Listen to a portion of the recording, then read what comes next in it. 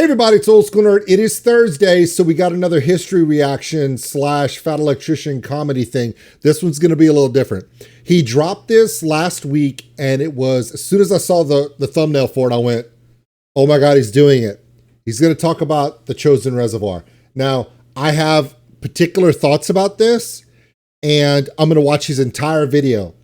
And I'm going to do my best not to stop it because it's a long one. Mainly because I want to sit through the whole thing and I want to see if Nick mentions the one thing that I'm going to tell you right now before I play my intro.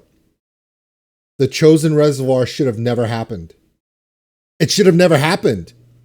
And it was because of hubris and politics, bullshit, lying, covering their asses, and just bad military thinking that caused the CHOSIN Reservoir. But good and bad, we had the CHOSIN Reservoir. Good, we had interstate highways, so that's a bonus. I'll tell you what I mean after his video. Let's get into it.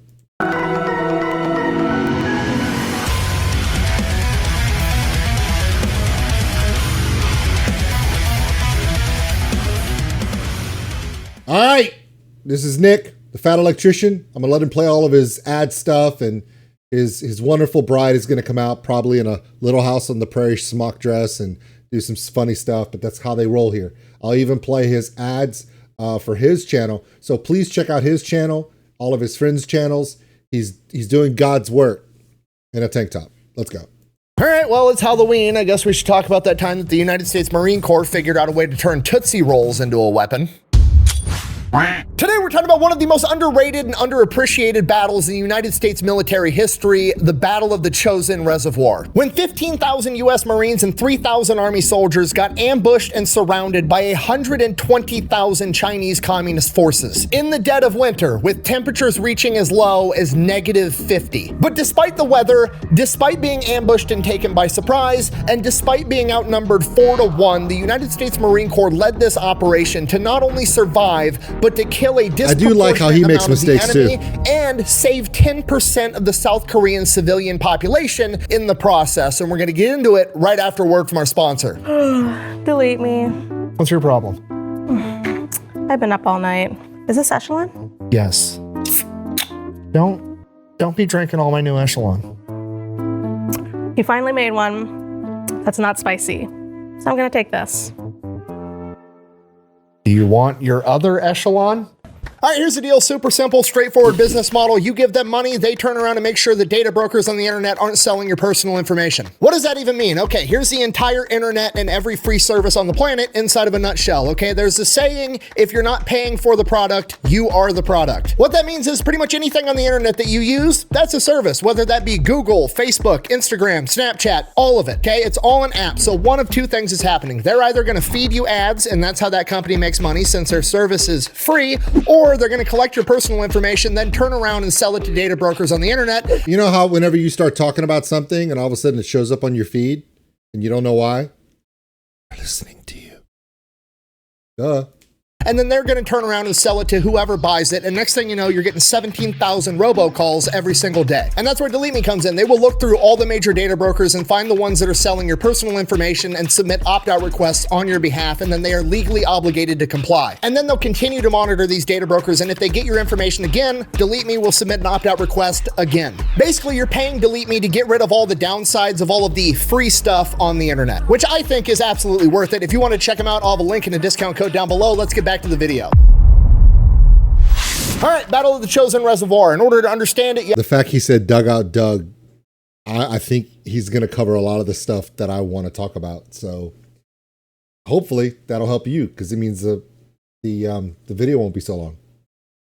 have to understand the Korean War. And considering it's literally called the Forgotten War and most people know nothing about it, we're going to go ahead and do a little recap so we're all on the same page. After World War II, the Korean Peninsula is divided along the 38th parallel, pretty much the same border that we have today. Up north, you have the North Koreans that are communist and they are backed by the Soviet Union and China. Down south, you have the capitalist South Koreans that are backed by the United States of America and the rest of the Western world. On June 25th, 1950, the North Koreans attack. They invade south with Soviet tanks and Soviet training, and they pretty much steamroll steamroll the South Koreans, capturing Seoul, the capital, in less than 72 hours, and driving all of the South Korean forces all the way down the peninsula to a tiny little alcove where they're holding out, known as the Pusan Perimeter. And then America steps in. Why does America step in? Because at this point in time, America is practicing what is known as containment doctrine, and containment is referring to communism. Basically, the American leadership has decided that communism is bad and we don't want more of it. However, we don't want to go in there and root out the entire ideology because it would be World War III and there'd be a ton of death. So America kind of looks at communism like an inoperable cancer. We're not willing to go in there and take it out at the root. However, we're going to do everything we can to stop it from spreading. The idea being, if we can stop it from spreading, we can prevent World War III, because if we allow the communists to take South Korea or any other nation, then it's going to spread from South Korea to Japan to Australia, and it's going to go all over the world. And next thing you know, we've got World War III, capitalism versus communism, and it'd be a fucking catastrophe. Whether that's right or wrong, that was the idea and the strategy at the time. Now, the obvious thing to do would be to land all the American forces inside the Pusan Perimeter and then fight your way back up the peninsula, but that's not what General MacArthur and the rest of the American leadership decided to do. They decided to take a riskier strategy of launching an amphibious landing on the other side of the country in Incheon. Why is this risky? Because Incheon is not a very viable location to launch a mass. Incheon has mixed tides. The high tide is 30 feet above sea level. The low tide is mudflats. Oh, and by the way, Incheon, the channel of Incheon to Seoul, is only accessible to large container ships like an invasion fleet once every month and a half for approximately 36 hours. And that's it. You don't get in and out quick.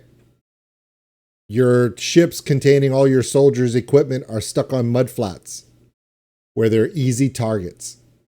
Amphibious landing because it's a horrible beach. There's literally a seawall there. The only time an amphibious landing would be possible would be for 1 or 2 hours during high tide. And when you're talking about moving tens of thousands of men out of hundreds of boats in a 1 to 2 hour gap at a very particular time, that's going to require both logistical perfection and a significant amount of luck. But that's exactly what happens. On September 15th, 1950, America launches Operation Chromite, lands 75,000 Marines in Incheon. They immediately take over Incheon, catching the North Koreans off guard, and head straight into Seoul and take it over as well. From here, they pretty much cut the enemy lines in half, cutting off supplies to all of the men south of them, and all the UN forces break out of Pusan, pushing back up the peninsula. By early October, literally in 2 fucking weeks, America has retaken all of South Korea and pushed the North Koreans all the way back into their own country. At this point, General MacArthur, who's already pretty renowned for being arrogant, sees the outrageous success that he's had in this risky operation. He's taken over all of South Korea in like 2 weeks. Everything's going great. He gets the idea in his head of like, hey, what if we break containment doctrine and we push into North Korea and just eliminate the North Koreans completely, and then we can unify Korea? No, don't like that. So he takes this idea to the president and the Joint Chiefs of Staff. The Joint Chiefs of Staff actually kind of like the idea, but President Truman is hesitant because he doesn't want to start World War III. So he issues the order, U.S. forces are allowed to proceed into North Korea with caution. However, disclaimer, only South Korean forces can advance all the way to the border between North Korea and China. And this is a brilliant strategy on President Truman's part. Because you have to understand, China is a communist nation that's not only backing North Korea, but there are a couple of things he's missing that I'll cover after, but it's going to add a lot of context to all of the reasons why all this crap is happening. And in the dictionary, next to the word hubris, should be a picture of Douglas MacArthur. Sorry, if you're a relative of Douglas MacArthur, it's true. They're ran by Chairman Mao, and he just got done fighting a civil war in his own country, fighting against the side that the United States was backing, and he knows that America fucking hates communism. So Chairman Mao is understandably paranoid that America is going to invade. He also is battle-hardened. He has a ton of men that are also battle-hardened. So Truman, by doing this, is saying like, hey, we'll advance into North Korea, but we're only going to send the South Koreans all the way up to the Chinese border. And this is going to send the clear message to China, hey, America's not coming to invade China. We're just gonna, you know, stop here 100 miles back, and then we're gonna let the South Koreans handle the Korean business. Korea will get unified, and you can stay over there with your communism and not food. But General MacArthur, in his infinite fucking wisdom and arrogance, decides that he's going to defy the orders of the president, aka the commander-in-chief, but not only just the commander-in-chief, the same commander-in-chief that ended World War II. Clearly that guy doesn't know what the fuck he's talking about. So he violates orders and orders all of the American forces. I'm going to explain after this video why MacArthur did it, why he thought he could, and why Truman didn't stop him. It's a great story. Hang on.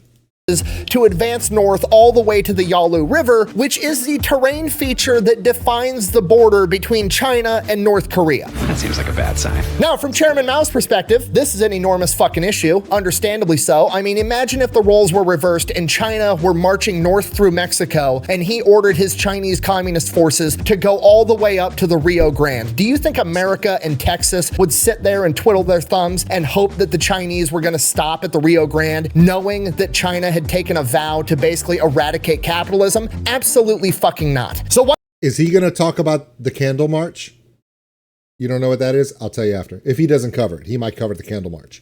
Why would you expect your enemy to not do the exact same thing that you would do in that situation? Sorry, if you're getting the vibe that I don't like General MacArthur, it's because I don't.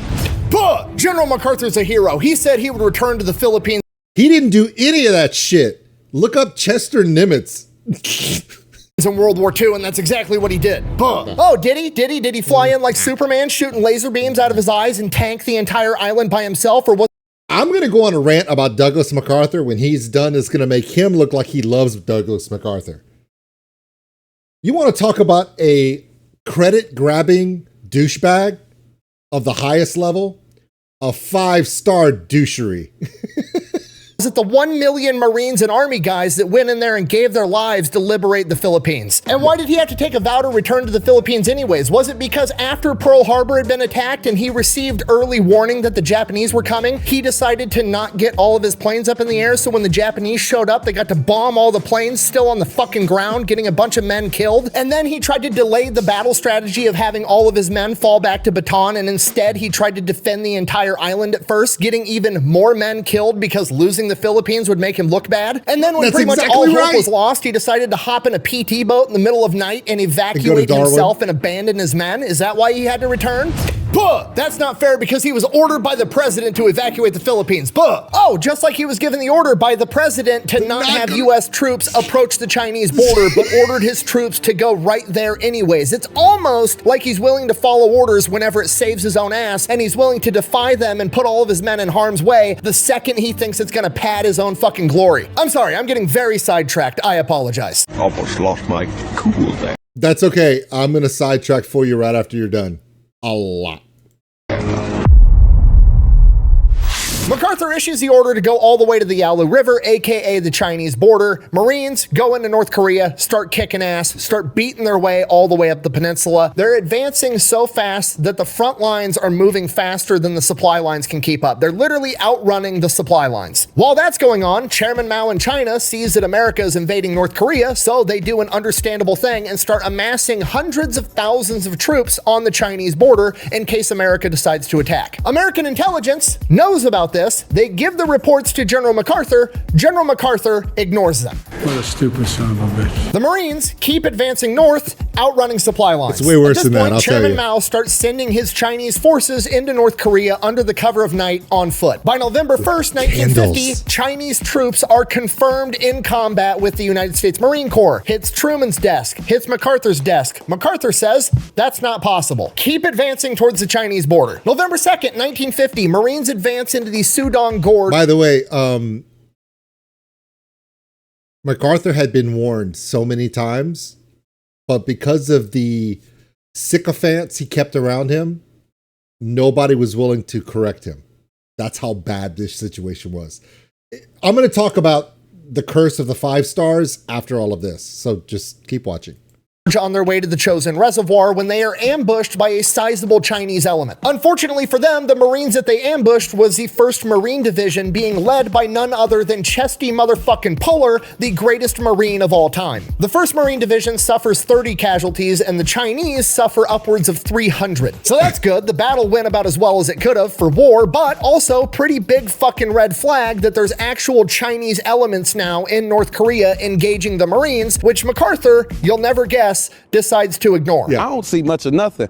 A matter of fact, I can't even see you, sir. And for the first couple of weeks in November, there's skirmishes all over the place between Chinese forces and the US Marines. But MacArthur and his guys make the call, just keep pushing. So the lead element of the 1st Marines winds up in a place called Hagaru, just south of the Chosin Reservoir, which is a massive man-made lake. From here, the plan is we're gonna have to split and send guys up both sides to keep advancing north. The man in charge of this section of the Marines is General Oliver Smith, and he is not happy about this idea at all. Here's the thing, the terrain in this area of North Korea is described as being straight up or straight down. Either you're going up a hill or you're going down a hill. And the roads that you see on the map are literally bank, going downhill, road, cliff. There's nowhere to go. There's one way in and one way out, both directions. And calling it a road is kind of a stretch. It's literally an old ox trail that they can barely fit a truck on. And going back the other direction isn't any better. Going back towards friendly lines, there's still one trail going to the nearest town of Kodori, and that's 12 miles away. And then from Kodori, again, there's one trail, one road that goes 35 miles back to the port where all the supplies have to come in. So 100% not a place that you would get ambushed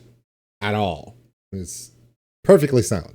Hagaru, they are like 50 miles deep with one way in and one way out, and if anything goes wrong, they're fucked, and they want to keep advancing further in, splitting their forces under the same conditions. But thankfully, General Smith realizes this is a humongous mistake and starts stockpiling supplies at Hagaru and orders his engineers to start building an airstrip so they can fly shit in and out. Seeing this, General MacArthur and his staff are like, way to go, General Smith, preparing for the worst, hoping for the best. What a brilliant plan. No, I'm just kidding. MacArthur and his staff are mad at General Smith and threatens to relieve him.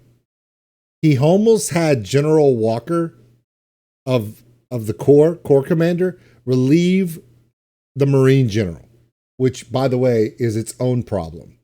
But we're going to talk about why MacArthur could have done that, how a Army commander could relieve a Marine commander and nobody could stop him. We're going to talk about that too, but yeah, it's how bad it was.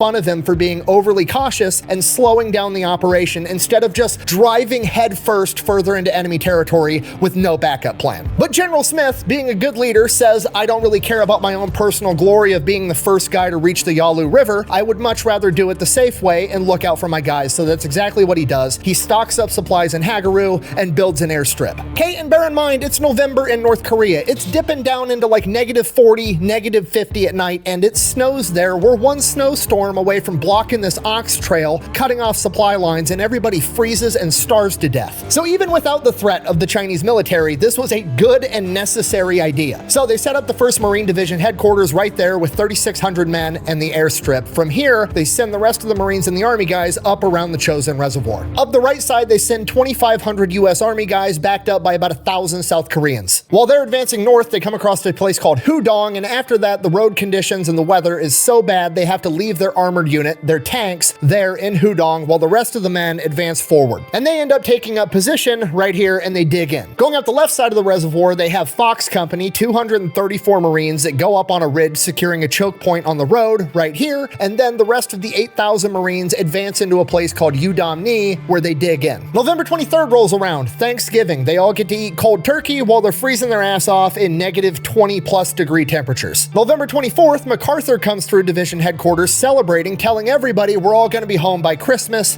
hooray, and then he takes off and fucks off in his plane. What MacArthur doesn't know is that Mao has already sent in 120,000 soldiers to surround everybody at the Chosin Reservoir. And the Marines don't know. And that's the start. There were close to 1 million Chinese in North Korea at this point. It was just 120,000 there.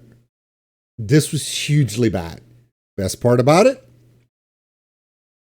MacArthur's people knew, but they didn't want to tell him because if they told him, that means that he was wrong. That's how fucked up this all was. Sorry. Go ahead, Nick. My bad. that either, so they're all just hanging out, freezing their asses off. It's so cold that the lubrication that they use on their guns actually turns into jelly and would jam the guns, so they strip all their guns of all the lubrication, and if they get in a firefight, they're just gonna have to run the guns dry. But that's not gonna happen because MacArthur was just here. He said we're gonna be home by Christmas. The war is basically won. Hooray, I just gotta sit around and freeze my ass off for a few more days, and it's all gonna be good. Until it's not. November 27th, 10 o'clock at night, both at UDOMNI, the Army position, and Fox Company, all the Marines are hanging out, they're in their sleeping bags, they're sleeping, they're waiting for the war to get over, and then they hear bugle calls off in the distance, and within minutes, all hell breaks loose as wave after wave of Chinese soldiers start rushing their position. The Marines that were up monitoring the perimeter are scrambling to get the guns up and running because the bolts have frozen in place because it's so fucking cold. They're literally pissing on the machine guns to break the bolts loose. The Marines that were sleeping are scrambling to get out of their sleeping bags and get their guns as a firefight breaks out. The Marines that are just waking up don't even have time to get all their cold weather gear on. Some of these guys are literally running around in a firefight in negative 50-degree weather with no boots, just wearing their socks. The Marines start mowing down the Chinese soldiers as they attempt to attack their position, but the Chinese just keep coming wave after wave after wave, and after the first couple of waves, the waves that are coming out now, some of them don't even have guns on them. They're just running into the battlefield, picking up a gun off a dead Chinese soldier, and then attacking the Marine position. The Marines got everything going for them. They have machine guns, they have the high ground. Granted, it's negative 50 degrees, but that affects everybody, the enemy included. But the Chinese are throwing so many men at the Marines, they can't keep up. Even with the machine guns running full clip, they're still managing to get to the Marine position, and other Marines are fighting off Chinese in hand-to-hand combat with rifles and bayonets, trying to keep them off of the machine gunners. It's literally the nastiest, grittiest warfare you could imagine. It is a knife fight inside of a freezer. The foxholes are shallow because the ground was so frozen, so the Marines literally start taking the dead bodies of Chinese soldiers and stacking them into walls, using them for cover. And it goes all night long. The Marines at UDOMNI, the Army on the other side of the reservoir, and Fox Company all fight their asses off all night. And you gotta remember, Fox Company is only 234 guys holding a position by themselves with no backup for miles, and they are getting attacked by thousands of Chinese soldiers. And if they can't hold the choke point at this road, 8,000 Marines up north at UDOMNI are completely cut off and are absolutely gonna die. Luckily, the man in charge of Fox Company is Captain William Barber, a veteran of Saipan and Tarawa, two of the biggest, nastiest battles of World War II. He radios into HQ as they're getting attacked. We're surrounded, but we can hold them. The 234 Marines of Fox Company quite literally spend their night farming the commies for XP. Captain Barber even gets shot through the leg, refuses to get medevaced, and walks around the battlefield on a crutch, commanding his men all night long. Morning breaks, the battle's over. Fox Company has sustained 24 casualties. Bear in mind, casualties is dead and wounded, whether that be from battle or cold weather. On the flip side of the coin, Fox Company literally quits counting the dead bodies outside the perimeter at 1,500. That's not including all of the ones that were wounded by the battle and the weather. Across the entire Chosin Reservoir, the Marines up at UDOMNI, Fox Company, and the Army, it's suspected that America lost between 600 and 700 soldiers, with hundreds of more wounded from either the battle or cold weather. The conservative estimates of the Chinese casualties are in excess of 12,000. The battle reports get sent down to General Smith. Smith is freaking out. He kicks them up to higher command, and higher command doesn't believe him. I don't believe you. So MacArthur sends out his right-hand guy, his patsy, his yes man, General Almond. Mr. Peanut shows up to the fucking Army position in his helicopter, hops out, and the Army commander informs him, I've got like 400 dead soldiers, a bunch of guys are wounded, we've captured a bunch of Chinese guys last night, and we've recognized patches from at least 2 separate divisions, meaning that there's at least 2 divisions of Chinese soldiers, 26,000 guys surrounding this position right now. To which General Almond, not believing him, says there's not 2 divisions in all of North Korea. Quote, are you gonna let a bunch of Chinese laundrymen get the best of you? Now, General Almond, to his betterment, was operating off of intelligence from another general. General Almond was the chief of staff under MacArthur, but he was not a member of MacArthur's inner circle. Please remember that, and I'll tell you more about that after. So Almond was going off of bad intelligence, and he was told, trust us, we know what we're doing. Quote, he then gets in his helicopter and fucks off. MacArthur and his staff then issue the order to the 1st Marine Division to continue their advance towards the Yalu River. Why are you the way that you are? At this point, General Smith and his men realize that they are now basically completely on their own and higher command has lost their fucking minds. General Smith knows that if Fox Company falls, all the Marines at UDamnee are done for, and if he falls at the crossroads at the base of the Chosin Reservoir, the entire division is done for. The real problem is his HQ at the base of the Chosin Reservoir, right at the crossroads, has 3,600 Marines, but they're not infantry. These aren't combat troops. These are cooks and mechanics and engineers and shit. Luckily for him, they're still Marines. I understand Iwo Jima, shores of Tripoli, halls of Montezuma. I get it. Iwo Jima, Guadalcanal, these are all iconic incidences of the lore of the Marine Corps. It's what makes them legendary.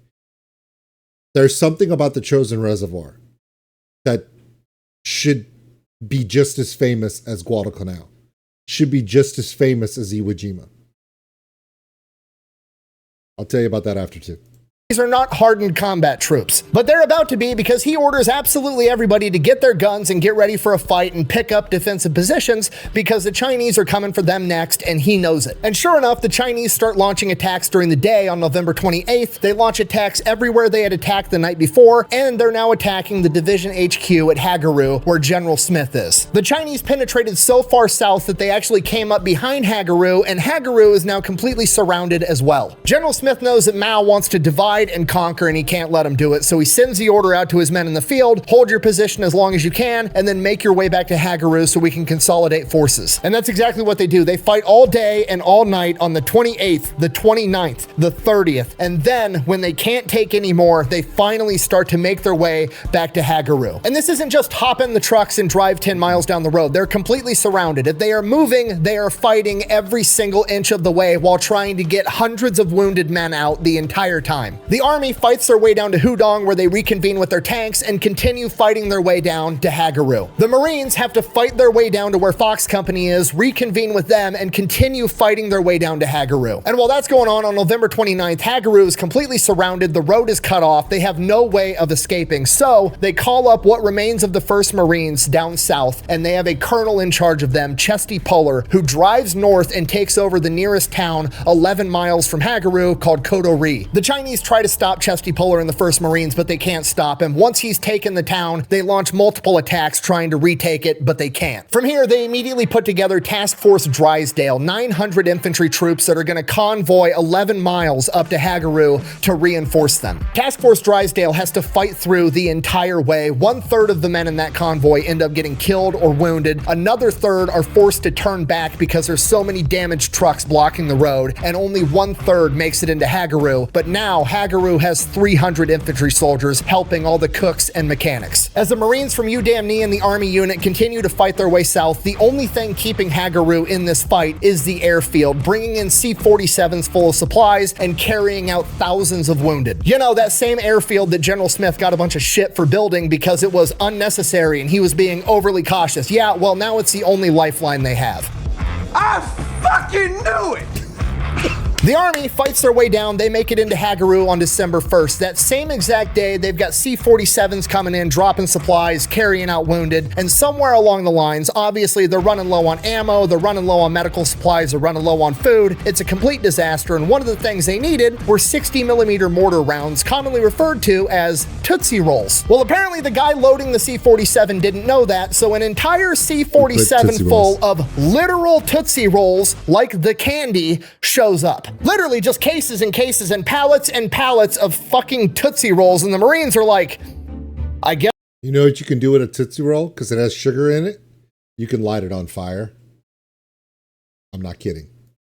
We're eating candy and kicking ass, why not? Bear in mind, they're still getting attacked all day and all night, just repelling wave after wave, meat wall after meat wall of commies, and pretty soon it's just dead commies and Tootsie Roll wrappers all over the fucking place. And then the Marines start to realize when it's sub-zero temperatures, Tootsie Rolls are more than just a delicious treat. If you stick it in your mouth and chew it up a little bit and take it out, it makes basically rubber cement, and they start using it to patch fuel lines and patch holes and fix all kinds of shit in Hagaru. And the Marines in the the Army just keep fighting all day, all night. They're doing everything they can for their wounded. The cold absolutely sucks. It's freezing the morphine. People are in pain. But on the flip side, the cold is also freezing shut wounds that would normally cause a lot of men to bleed to death. So the cold actually ended up saving a lot of lives as well. Everybody's got frostbite to varying degrees, but everybody just keeps fighting their ass off day and night. And by December 2nd, the rest of the Marines from Udom-ni make their way into Hagaru. And while all this is going on, somewhere along the line, it finally dawns on higher command that they have severely fucked up. MacArthur is just a defeated man. The newspapers back home have completely written off the entire 1st Marine Division, with newspaper headlines basically saying they're doomed, they're a lost division, they're all gonna die, pray for your loved ones. And as the Marines from Udom-ni are coming in, even though they haven't read those headlines and they haven't heard that, they feel that way. Their heads are hanging low, they're beat up, they're frostbitten, they've got wounded, and it just fucking sucks. And as they come marching in, all the other Marines in Hagaru and the Army start chanting the Marine Corps hymn. And as the Marines hear that, they lift their heads a little bit higher and they go from staggering into Hagaru to marching into Hagaru. And this is it. This is a Hollywood moment. This is Eye of the Tiger playing in a Rocky movie where everybody decides this fight isn't fucking over yet. Obviously, the Marines that have been at Hagaru are in a little bit better shape than the guys that were up at Udom-ni and the Army unit. They're bringing everybody in, they're getting them fed, they're trying to get everybody warm. You got C-47s flying in supplies, carrying out wounded, bringing in ammunition, food, rations, absolutely everything. The Marines are literally using flamethrowers to heat up the food because it's frozen solid. The Chinese are still trying to attack, but America's got air superiority, artillery, supplies. They've got everything going for them except for numbers. The question now becomes, how are we going to get everybody out of here? We could fly everybody out with C-47s, but then we're going to have to abandon all the trucks, all the artillery, all the equipment, and then you're going to have the bigger issue of once the Chinese figure out that we're flying out all of our guys, the guys that they leave out at the ass end, if they get attacked, they're all going to die. So that's not really an option. The only option is to fight 11 miles south back to Kodo-ri with Chesty and the rest of the 1st Marine Division, and then from there they're going to have to link up and fight further south from Kodo-ri down to the port of Hungnam, where they're going to be able to get on a ship and get out of there. So they spend the next 4 days getting ready for this massive movement, trying to fly out the most wounded on the airplanes, but they're not going to be able to get all the wounded out in time. They're going to have to put them in trucks and take them with them. Now, this type of movement is what many historians and battlefield experts would refer to as a fighting retreat. Basically, No, I'm not retreating. I'm just advancing in the other direction. If you retreat, you're moving away from enemy contact. In this context, if you try to retreat, you still have to fight the enemy. So technically, you're just advancing against the enemy, but just in the other direction. And it's pretty awesome. you're going to have to fight while you're defending your wounded and extract the other way. The problem is, and what General Smith would later argue, this is not a fighting retreat because I'm completely surrounded. I'm not falling back to friendly enemy lines. I'm literally assaulting another direction, and that's exactly what he tells his men, and it sets the vibe for the entire operation. We're not falling back. We're going back in and through the enemy. Let's fucking go. Yeah. Get your spectral sock out, nerds. It's gonna get good. And that's exactly what they do. The Marines punch through and fight 11 miles straight to Kodo-ri, where they link back up with Chesty and the rest of the 1st Marine Division. While in Kodo-ri, they're still obviously having supplies and everything airdropped in, and whether it was purely a mistake or whether somebody in the Air Force has a really good sense of humor, some of the supplies that they airdropped in were crates and crates of condoms. I'm sorry, what? Which, whether it was intentional or not, provided a much-needed comic relief because, let's face it, the Marines are only good at 3 things: getting stuff dead, broken, or pregnant, and pretty much all the enemies dying off, everything's already broken, being patched together with fucking Tootsie Rolls. There's only one thing left they could do. And that's it. All jokes aside, there's still work to be done, and somebody's got to get the Marines back on task, and this is where Chesty comes up with one of the most famous quotes in Marine Corps history. Quote, "We're surrounded. That simplifies the problem. They're to the left of us, they're to the right of us, they're in front of us, they're behind us. They can't get away this time." And with that, around 14,000 Marines and 1,000 vehicles set off on this 35-mile journey. Now, remember, this is a narrow road, only 1 car wide. This convoy stretches for miles. As the lead element approaches Fuchilin Pass, there is a bridge. It is the only way to get across this massive gorge, and when they get there, the bridge is blown up right in the middle with a 29-foot gap in it. The Chinese have them trapped. There is no other way out. This is it. this is game over for anybody except for America. Yeah. Because America has the greatest logistical capability that the world has ever seen. So when the Marines get on the radio and say, we need a bridge, the Air Force simply replies, copy. The Marines then leave the trucks on the road, fight up the ridge, take the high ground, and start engaging the enemy for hours, giving the Air Force time. While that's going on, the Air Force acquires 8 portable bridge sections weighing 3,000 pounds apiece that have never been dropped out of a plane before, do practice runs figuring out how to drop these things out of a plane without breaking them and without getting people killed, figures it out, and airdrops the bridge pieces back at Kodori, where the Marines load them onto trucks and bulldozers and get them in the convoy headed to the bridge. And this gets done in the span of less than 24 hours. Once the bridge pieces make it there, with the Marines still engaging the enemy and the workers under fire, they then install the bridge sections and have it go from there's no bridge here, we're fucked, to hey guys, we've got a bridge in less than 36 hours. Oh, and I forgot to mention, this was during the worst weather of the entire affair, with temperatures dipping down to negative 55 degrees during a blizzard where visibility was less than 50 feet in front of your face. And that's it. Once they cross this bridge, they're home free. There's a couple of more skirmishes between here and Hungnam, but they just wipe them to the side. You got to remember, the Chinese have been out there just as long as them, and they're not getting all this resupply and everything else. These guys are hurting. They're rolling up on setup ambushes and checkpoints, and the Chinese soldiers are literally just frozen solid in place. And as they're making this multi-day voyage to Hungnam, this last 35 miles, the weather breaks, and it goes from being negative 55 degrees to like 30 degrees, an 80-degree temperature shift, and to these guys, it's fucking hot out. So when the 14,000 Marines roll into Hungnam, the same Marines that newspapers have been saying they're as good as dead, they're doomed, they're a lost cause for weeks, roll in, they do it sitting on top of tanks and in trucks like half-dressed.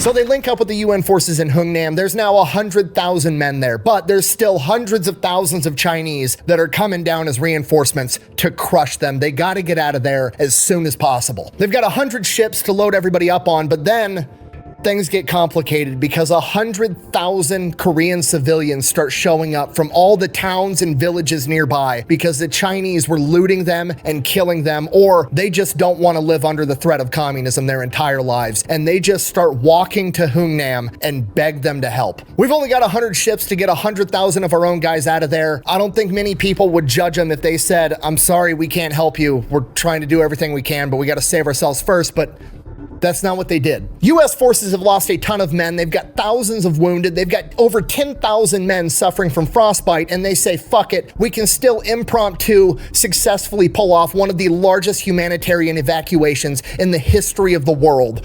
Why not? They rigged the entire city to blow up, including the port, and then loaded absolutely everybody, the UN troops and 100,000 civilians on board of these ships, and it is just ass-packed like sardines. To give you an idea of how packed it was, the USS Meredith, a merchant marine vessel that only had 68 crew members, managed to cram over 14,000 Korean civilians on board. And on an extremely dangerous 7-day voyage to safety, not a single one of them would die. In fact, 5 people were born, giving it the nickname the Ship of Miracles. So they got absolutely everybody evacuated onto ships, got underway on this extremely dangerous 7-day voyage, and then blew up the entire city. Over 1 million people in South Korea today are descendants of those civilians that the UN troops saved. At the Battle of the Chosin Reservoir, 1,079 American troops died in combat. Another 4,582 were wounded, with thousands more suffering from frostbite. Conservative estimates from the UN believe that the Chinese military suffered somewhere around 43,000 casualties, with other credible estimates ranging as high as in excess of 60,000. The Chosin Reservoir would go on to become one of the most decorated battles in American history, with the men earning 17 Medals of Honor, including Captain Barber of Fox Company, 73 Navy Crosses, one of which went to Chesty Puller, and 23 Distinguished Service Crosses. Many of the Marines that survived the Chosin Reservoir would later in life go on to express great pride in the fact that they not only managed to save themselves, but they managed to save South Korea as well. And allegedly, many of them requested to be buried with Tootsie Rolls. Thank you for watching. Best way to support the channel is go buy some merch. And there's a tag at the end I want to let it play before I do my part. Out.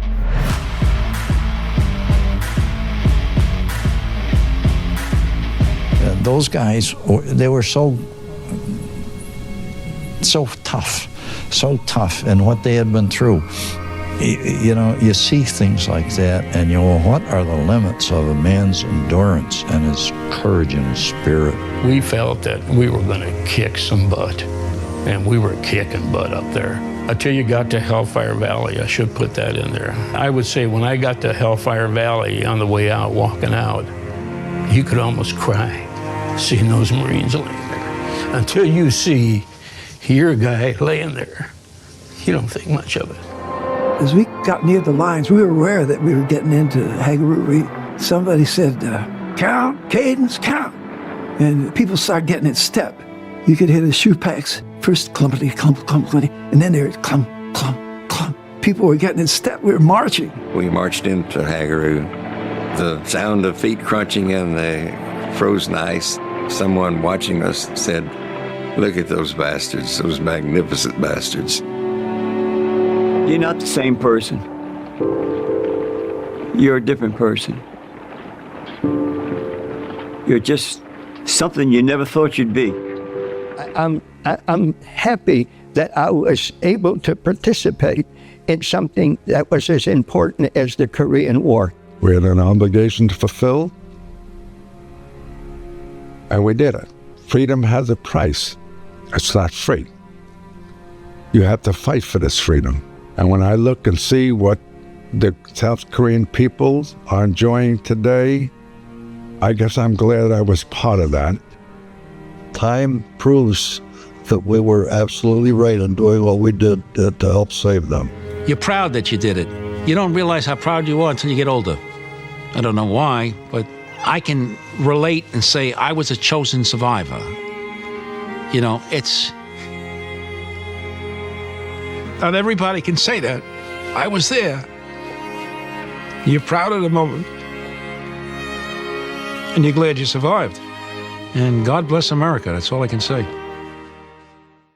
All right, basically, this is my rant about this guy. And because of this guy, this happened. And basically, the Korean War Memorial shouldn't be a bunch of frozen soldiers, Army and Marines walking through the Chosin Reservoir. It should have never happened. But why did it happen?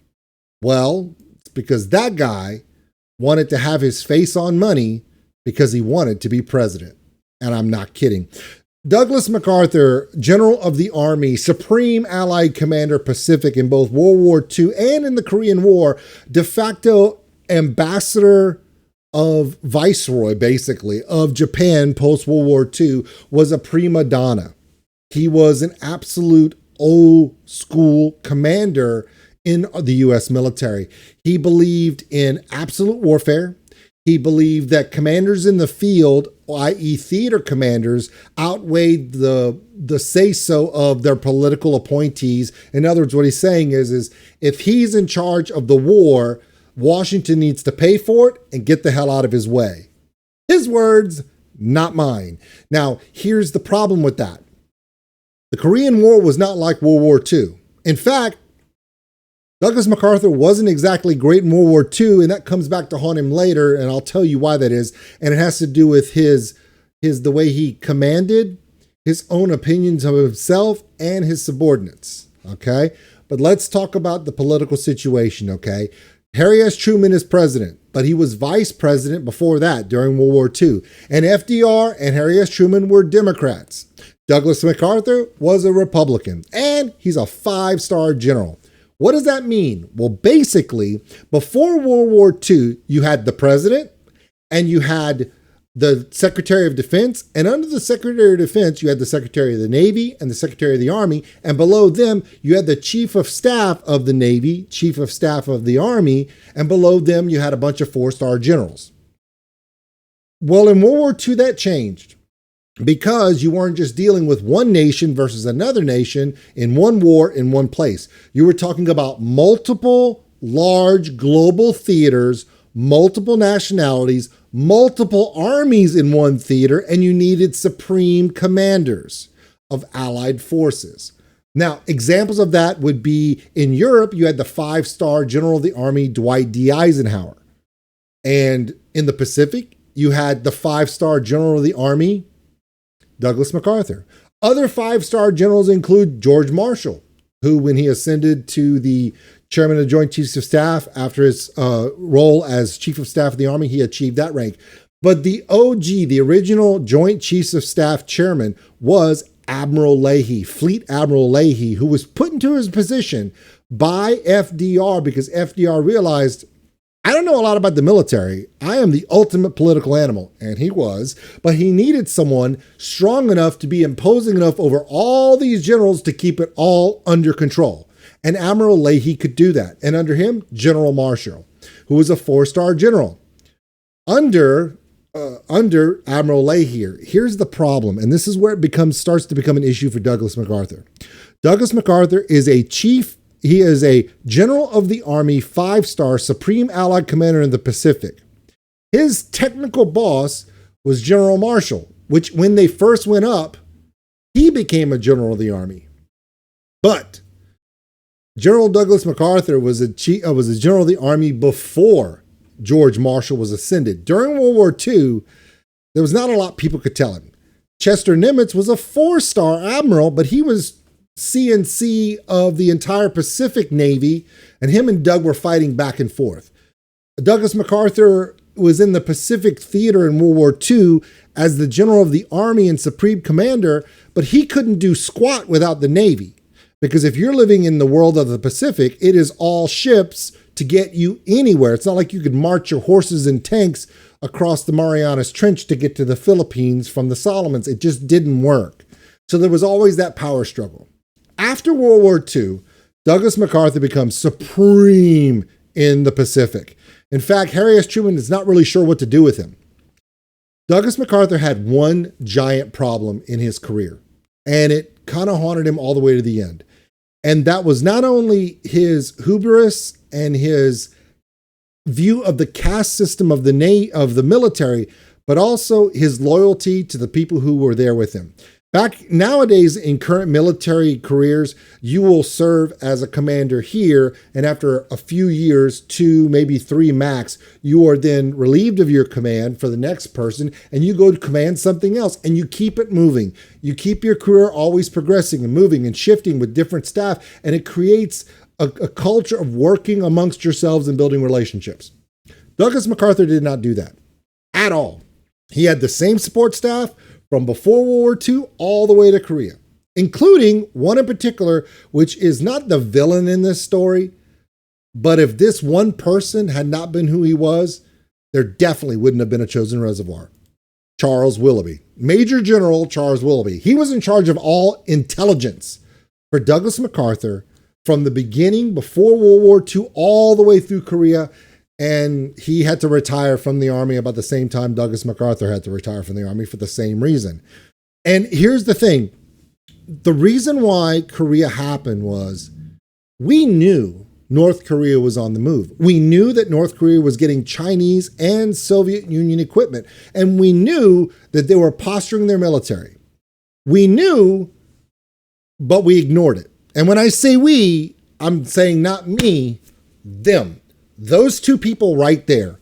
There were Korean agents, Korean military, the CIA, which had just come back online. All these different elements were telling our intelligence services, we're seeing all this. Douglas MacArthur had one fault outside of his hubris that wound up biting him in the butt, and this is it. He's a 5-star general, so nobody can tell him how to run a war, because there's nobody above a 5-star general. And if a colonel or a lieutenant colonel has a differing opinion than Major General Willoughby, Douglas MacArthur will believe Willoughby even if Willoughby is wrong, because Willoughby is a 2-star general. He knows he's a better soldier than the colonel or the captain or the lieutenant and so on. If you're a first lieutenant and you find out something that could change the tide of war and you bring it up and a colonel disagrees with you, even if you have a picture, of Mao Zedong crossing the Yulon River into North Korea right here, Douglas MacArthur would not give credence to your information because it went against people above your rank. That wound up biting him in the ass. The other thing that wound up biting him in the ass is that Douglas MacArthur believed that he was destined to be the president of the United States. He wrote it in his diaries, he wrote it in his memoirs, and most people don't read about that, but it's true. He wanted to be the president of the United States. This is where it gets political. North Korea invades. We know that. Nick told us. Douglas MacArthur and Willoughby had intelligence saying it was going to happen. But Douglas MacArthur is becoming irrelevant in the political scheme. All this stuff's going back in Washington. All the attention is on Berlin. The airlift had just happened. Eisenhower's giving all these speeches at the War College and to all these places, building up political collateral because he's a 5-star general. He's home. He's not doing stuff. Douglas is stuck in Japan and nobody's paying attention to him. Douglas MacArthur truly believed that if North Korea invaded South Korea, he could go in there and whip that ass. Technically, he's right. However, he also firmly believed that Russia and China would never get involved because he believed that we had nuclear superiority, and if they invaded North Korea or helped North Korea, he would be emboldened to then invade China and the Soviet Union and just wipe them all out. What he doesn't realize or refuses to acknowledge is that the world has now changed. The UN is there. We have now entered a Cold War. There will no longer be big gun versus big gun. It will be proxy wars. And the first of many proxy wars is going to happen in Korea. And because Douglas MacArthur will not accept that, there's two things he wants. He wants the Koreans to cross that line because it gives him two things. It gives him a reason to show how awesome he is and remind America he is the greatest leader in the history of our country in the current day. And it vaults him to his presidential run. So they invade South Korea, and the same people that tried to tell him that the North Koreans were coming are also the same people that told Willoughby and his staff, our training and equipment is way understaffed. Our stuff is broken. We couldn't give token resistance even if we tried. And they got ignored. So basically what happens is, just like Nick says, they get all the way, pushed down all the way to the Pusan perimeter, which is the very tip. 1st Marine and 2nd Marine Division come in from the United States, augmented from all the reserves that had gotten pulled up.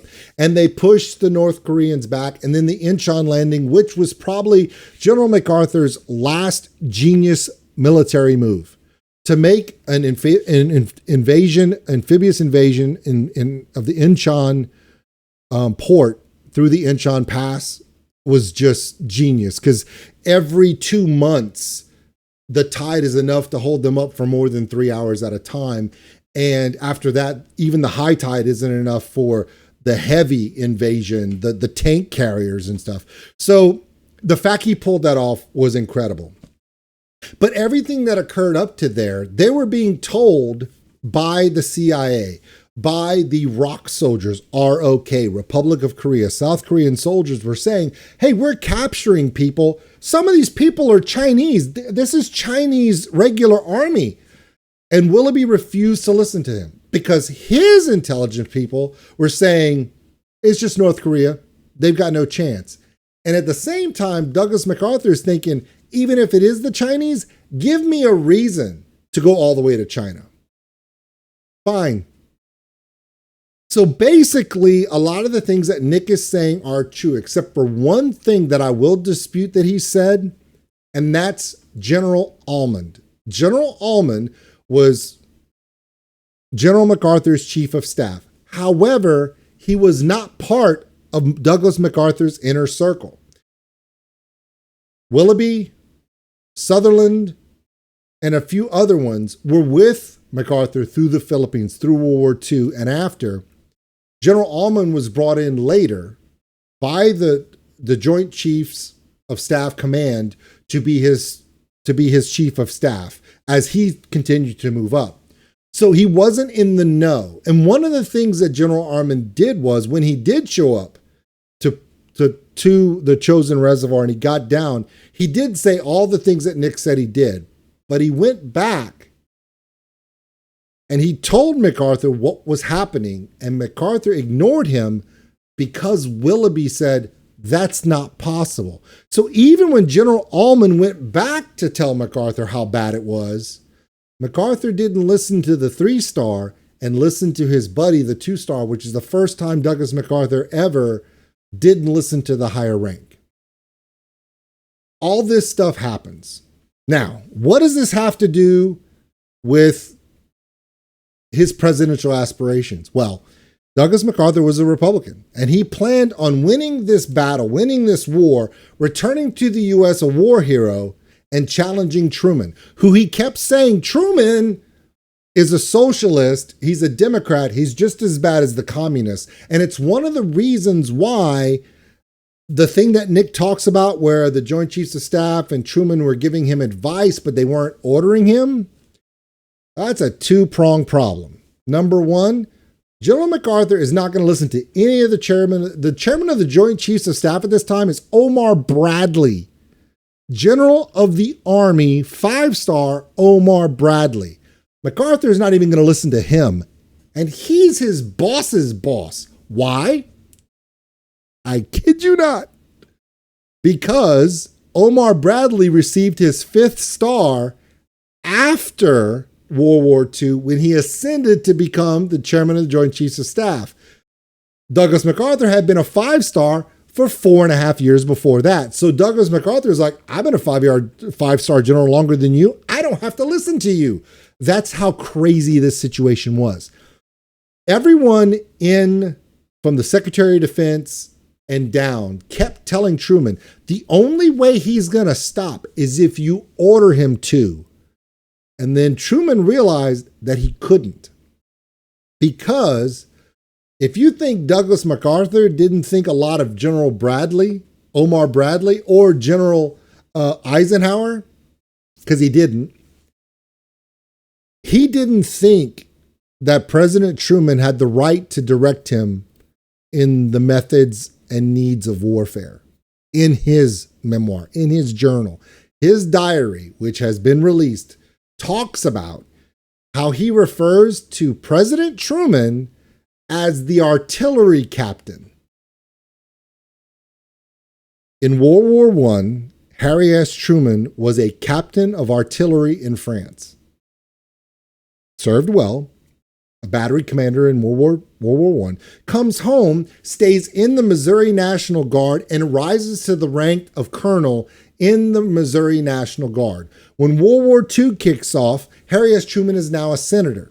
He resigns his commission because he's going to be a senator, and thank God he did. The Truman Commission and a bunch of other things that Harry S. Truman did before he became the vice president kept war profiteering and swindling and money hoarding, and he did a lot of great things for the country in his capacity as senator. But then when he became the vice president, he definitely couldn't be a colonel in the National Guard of Missouri. So he got out of the military and he continued on, became the commander-in-chief. But to Douglas MacArthur, when it comes to military matters, all he saw was that Harry S. Truman was only a captain in artillery, and that was all of his military experience. He didn't even count the fact that he was still in the National Guard, because in Douglas MacArthur's world, you're either in the real army or you're not. That's the level of hubris and pigheadedness this man had. So Harry S. Truman could have told him point blank, do not proceed any farther north. Stop where you are. We believe there's Chinese. We're being told there's Chinese. Can you please reevaluate that? All he could say was, could you please not do that? Or we advise you not to do that. And the reason why is his advisors were telling Harry S. Truman, Harry, we got caught off guard on this. Harry didn't. MacArthur did. But MacArthur and the press are blaming Harry S. Truman that they didn't know Korea was coming. They didn't know that it was going to happen. Well, he wasn't told either, but they knew. And so Harry S. Truman realized that he was dropping in the polls because here we are in another war. And the person that's winning this war is a Republican.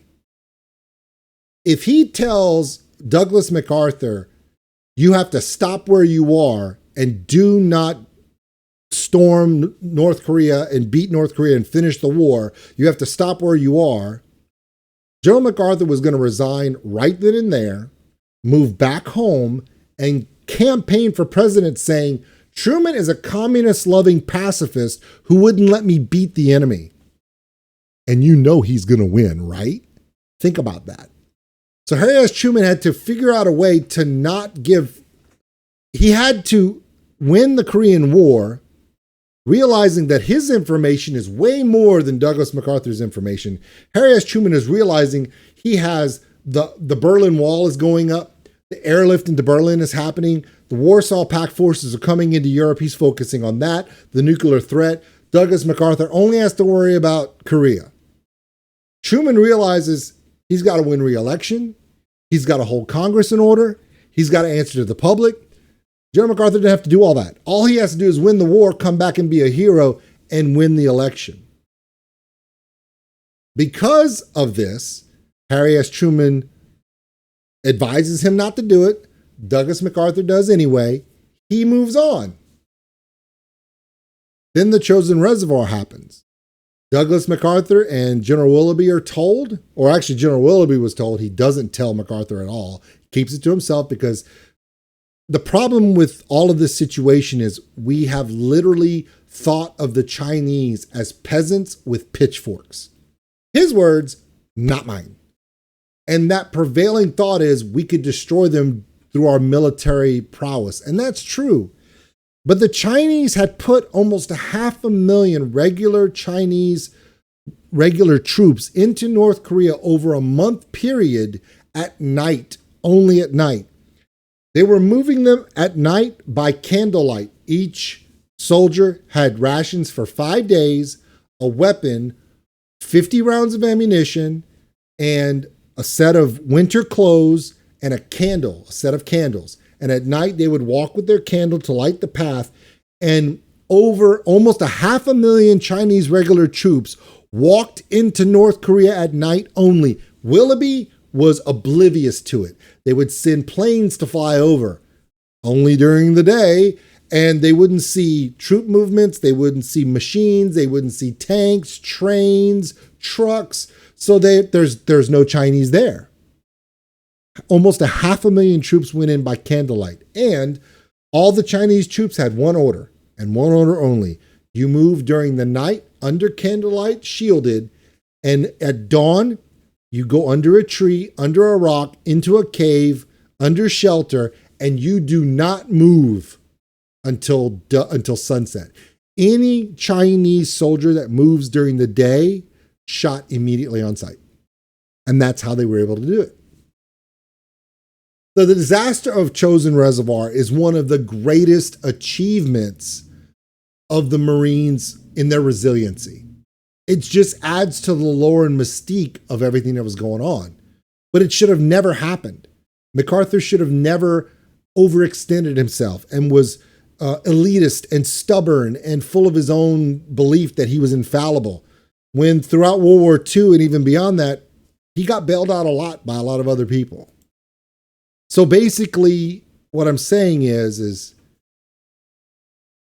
what if Truman had said, stop, I'm ordering you to stop, and Douglas MacArthur had resigned, and General Ridgway would have went from Washington to take over the Korean War, and MacArthur would have been able to use his stance as an anti-communist and Truman being a pacifist and would have won the next election. Well, then instead of the silver dollar from 1971 to 1978, it wouldn't have been Dwight D. Eisenhower. It would have been a guy with an officer's cap and a corncob pipe sticking out of his face. And the interstates wouldn't have been called the Eisenhower interstate system. It would have been called the MacArthur interstate system with 5 stars. But that's not what happened. Because of his hubris, because of his unwillingness to listen to anything beyond his own voice and the voice of the people that he believed beyond any logic whatsoever, Dwight D. Eisenhower won the election. So Big Ike only happened because Ike listened to Washington, stopped when he stopped, and then started talking about it. And he focused on Europe and the great Soviet threat. And yeah, he won the election. But a lot of it was because of politics and because of one man's ambition to believe that he was destined to be the president of the United States. And he believed that even after his retirement, when he was removed from command in Korea. Dwight D. Eisenhower had a lot of followers. He did speaking engagements where he talked about all the things that would have been better if they had just listened to him. But before I go, let me give you 5 more minutes to say a story that's really needed to be said. In 1996, I returned home from Bosnia-Herzegovina, and when I returned home from my service, I was able to go and visit the VFW hall, my local VFW hall, which is half a mile that way. And in 1996, I met a veteran. His name was Charles Chasson. Charles Chasson. And I went to meet him and I was like, "Hello, sir, how are you?" And I went to reach out his hand and he goes, "I'm a sergeant, I'm not a sir." And I went, "Here we go." And I'm going through all this and I could see he had the Eagle Globe and Anchor. I was like, how are you, Marine? How are you doing? Where did you serve? Did you serve in Vietnam? Now, when I went there, a lot of the veterans in the VFW at that time were Vietnam vets. And he said, "No, I wish I was in Vietnam. That would have been wonderful." And then he pulls off his boot and all the veterans around him are like, "Here we go." And Mr. Charles Chasson took off his boot and he had no toes. And he said, "I lost those at the reservoir." At that moment, I wanted to hear his story, and he told me his story.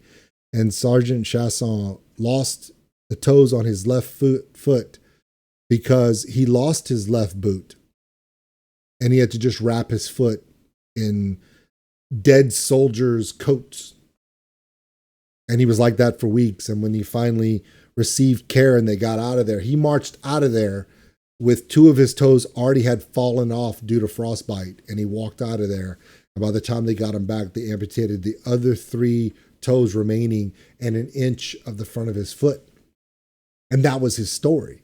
And ever since I heard that story from him, I was always captivated by why that happened. And as I read books and memoirs and historical context and press releases and declassified files, you find out all the crazy political gamesmanship and playing around and the story of how Douglas MacArthur's, his philosophy of command and his failures in certain ways and the failures of his staff and the way the political situation was. In fact, I challenge you, W.E.B. Griffin, the military author who's made a lot of different historical, fictional, military novels. He has a series called The Corps, which talks about the Marine Corps from pre-World War II. And the last 2 books are about the Korean War, the first part of the Korean War. And it's written from the perspective of a friend of his who was a war correspondent and a member of the press at the Supreme Headquarters, who was told by officers who would come up to him and vent to him about the frustration that a lot of the staff at the Supreme Headquarters had with the MacArthur inner circle. And officers would come and vent to him about they had all this information. And after things would happen, like the Chosin Reservoir or the Pusan invasion and the perimeter and Incheon and all these things, after those things happened and they had to tell them what was going on, a lot of those officers would be frustrated that they knew it was going to happen. We had intelligence. They didn't listen to us. And he wrote all that down and told W.E.B. Griffin about it. And Griffin wrote about it in his 2 books at the end of the Corps series. I think it's called, it's Retreat Hell and something in Under Fire or something. Those are the 2 books. I challenge you to read them. It's a very different perspective. But yeah, you can also read General Almond's manuscripts and diaries. He talks about his frustration with being the chief of staff, that nobody below him would listen to him and just go above his head every day. It's just crazy the way it happened. So yeah, the Chosin Reservoir should have never happened. But good and bad. Bad, the Chosin Reservoir happened. A lot of Marines died. A lot of Army military soldiers died, and that's horrible. A lot of civilians died. But on the good side, well, we did get interstates out of it, and they're not named MacArthur. And it just adds one more time to the amazing legend of the Marine Corps. I know that Nick talks a lot about plot armor, but branch armor, is that a thing? Is it? There's plot armor and then there's marine armor. Just saying. Seems just like a pattern to me. We'll see you later. Thanks for watching, everybody. And if you enjoyed this video, give us a like. It really helps the channel grow. Also, if you want to subscribe, right over there.